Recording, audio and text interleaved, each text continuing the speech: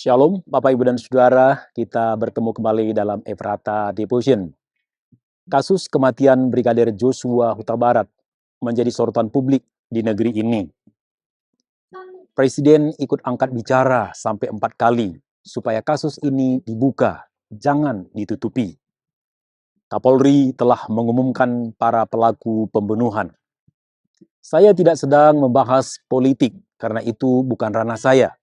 Tapi yang kita mau bahas di dalam renungan ini adalah runtuhnya kebohongan oleh kebenaran. Belajar dari kasus kematian Brigadir J, semua orang kena prank. Skenario dibuat seapik mungkin, melibatkan banyak orang. Sepertinya akan berhasil mengubah fakta. Tetapi kejahatan tidak pernah sempurna. Orang bijak berkata, dimanapun kebohongan bersembunyi, kebenaran akan menemukannya. Sekalipun kebohongan berlari secepat kilat, kebenaran akan mengejarnya dan mendapatkannya. Seharusnya kalimat ini menyadarkan kita untuk berkata jujur dan benar. Matius 5 ayat 37 berkata, jika iya, hendaklah kamu katakan iya. Jika tidak, hendaklah kamu katakan tidak. Apa yang lebih daripada itu berasal dari si jahat. Tetapi mengapa orang mengatakan iya di atas yang tidak dan tidak di atas yang iya? Mengapa orang berkata tidak jujur? Mengapa orang berbohong? Mengapa sulit mengatakan kebenaran?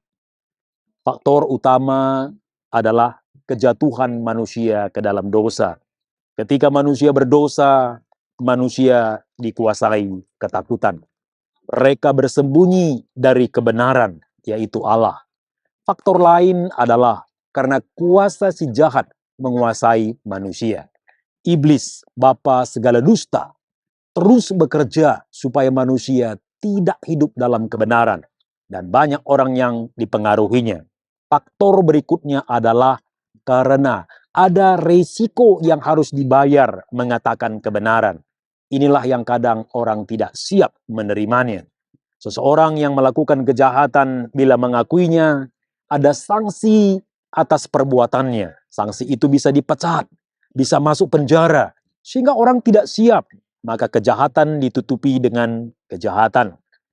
Kebohongan ditutupi dengan kebohongan. Bagaimana kita terhindar dari kebohongan?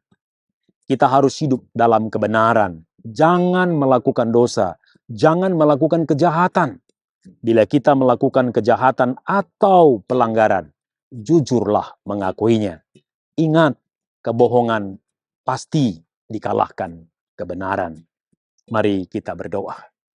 Bapa yang Maha Baik, ajarlah kami hidup dalam kebenaran, supaya sungguh-sungguh Tuhan, perkataan kami benar, perkataan kami jujur. Bapa, tolong kami supaya kami menjadi pelaku firman, karena kebenaran itu pasti diungkapkan, tidak di dunia ini. Di pengadilan Allah, kebenaran pasti dinyatakan.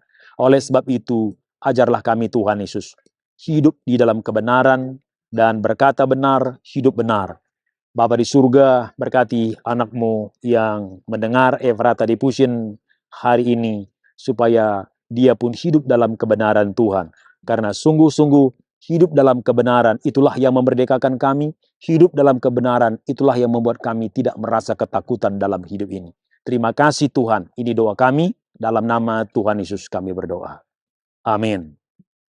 Tuhan Yesus memberkati.